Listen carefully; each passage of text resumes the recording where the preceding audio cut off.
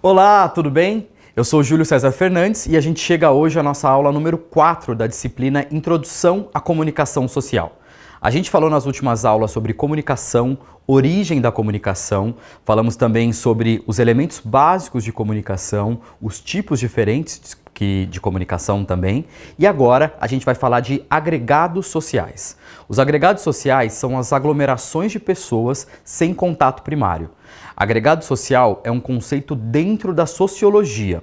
Um livro que discute esse assunto, dentre vários outros na área, é o Sociologia Geral, escrito pela Eva Lakats e pela Marina Marconi. Compreender os agregados sociais é fundamental para analisar como as pessoas se agrupam e como elas interagem em diferentes contextos. Esses agregados, eles representam um conjunto de pessoas que se reúnem com pouco contato primário e algumas vezes com pouca comunicação entre os seus membros também. As características dos agregados sociais são a falta de organização, também a não continuidade das interações, ou seja, elas duram um curto período de tempo normalmente, e o impacto limitado nas mudanças de comportamento dos indivíduos. Além disso, tem a questão da noção de anonimato. Justamente porque os membros dos agregados eles não têm ali normalmente uns laços duradouros uns com os outros, esse anonimato ele ocorre. Um ponto importante aqui é diferenciar os agregados sociais dos grupos sociais mais organizados. Grupos sociais organizados são as famílias, as equipes de trabalho, porque nesses casos as relações elas tendem a durar mais tempo, né? Elas tendem a ser mais contínuas. Os exemplos mais significativos de agregados sociais, tem 3 deles que são mais significativos: o multidão, o público e a massa. A multidão é o que se forma em eventos. Multidão é um agregado pacífico ou tumultuoso de pessoas.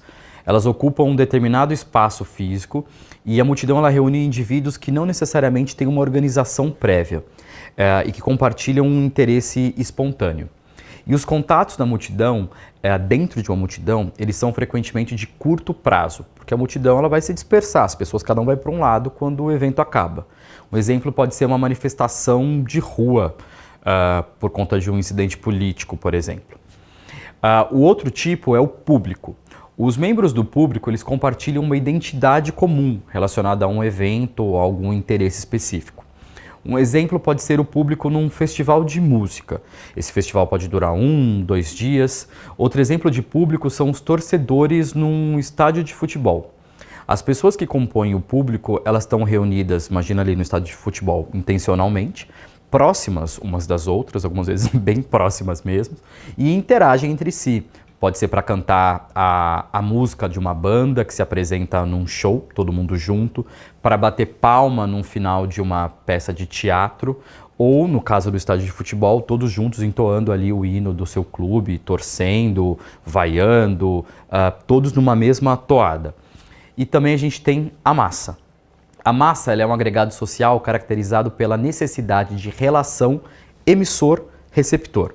Aqui não existe o contato físico. Quando a gente fala em massa, em outras palavras, ela tem como característica a não proximidade física.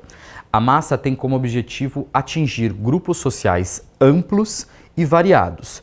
Grupos que podem não compartilhar uma identidade comum, ou seja, é uma grande massa realmente de pessoas. A criação de uma massa ela é feita por um veículo de comunicação de massa, como a televisão, o rádio ou a internet. Então, o veículo de comunicação ele visa alcançar um grande público que é impactado por esse conteúdo. Por exemplo, o público da televisão. Ele é considerado uma massa porque as interações são frequentemente passivas. As emissoras de TV, de rádio, elas transmitem as informações e a massa recebe de forma relativamente autônoma tudo aquilo que é enviado. E seguindo aqui, eu trago uma afirmação da Vera França e da Paula Simões. Abre aspas. Já podemos identificar a constituição e o agrupamento de um razoável estoque de estudos, um pequeno patrimônio de conhecimento específico sobre a comunicação. Fecha aspas.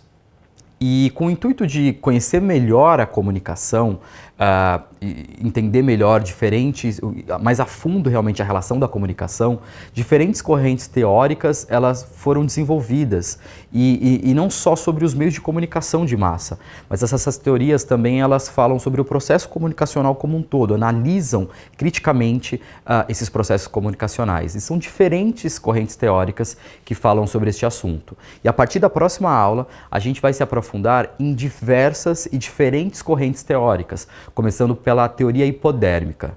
E aí, você está preparada? Você está preparado? Vamos juntos nessa jornada a partir da próxima aula? Até lá!